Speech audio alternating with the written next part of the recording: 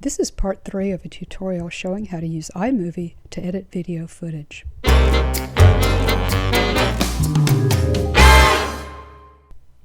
In part 2, we saw that added clips could be selected and rearranged in the project timeline by dragging and dropping them. Even after a clip is in the timeline, we can trim it or expand it to include more footage. Place the cursor at one end of the clip and drag. This action modifies the amount of footage used from the clip in the media library. You can see that the orange line changes to match the segment used. To modify the video or audio properties of a clip, you will need to select it, which highlights a panel of tools above the viewer window. These are color balance, correction, cropping, image stabilization, volume, noise reduction, speed, special effects, and information about the clip. I won't cover all of these, just a few that you'll likely use. For example, you may need to adjust the contrast or saturation, which can be easily done with these scroll bars.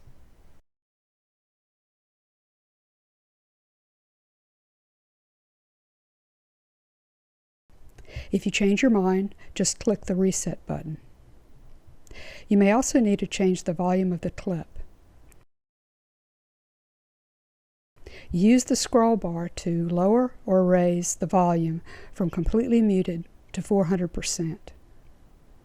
If we have another audio track, such as music, we can adjust its volume relative to this one. To change the speed of a clip, select one of the speed settings in this drop-down menu. Let's speed this clip up. Then you have a choice of how fast, 2 times, 4 times, or 8 times normal.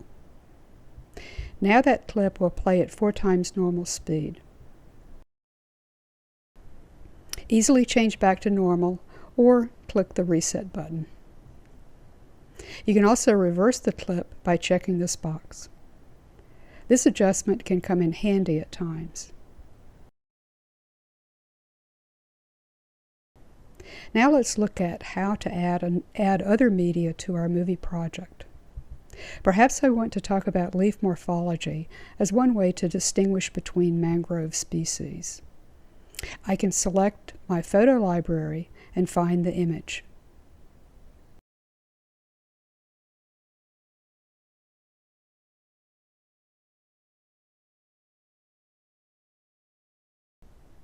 Or I can go to the event I've created for this project and select a photo.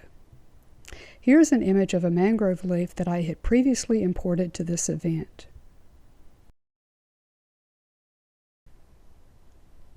You'll see that the default duration for that image is 4 seconds.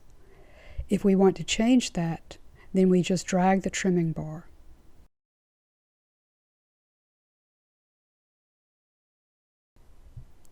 We can also make adjustments to the color as we did for the video footage, changing exposure, brightness, contrast, and so forth. Another change that we might want to make is to crop the image.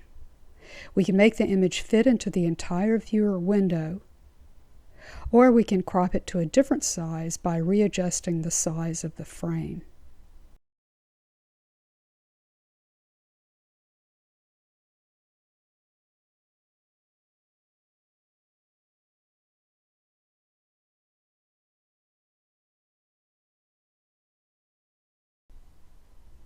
Or we can add a Ken Burns effect by changing the position and size of the start frame, and then we do the same for the end frame.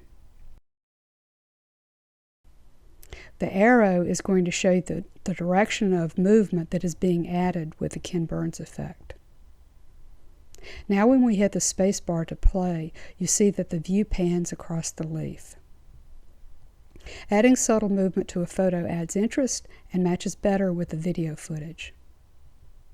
You can change some of these default settings in iMovie preferences. For example, photo placement, clip duration, and transitions. In the next part of this tutorial, we'll look at how to add text titles, transitions, and backgrounds to a movie project.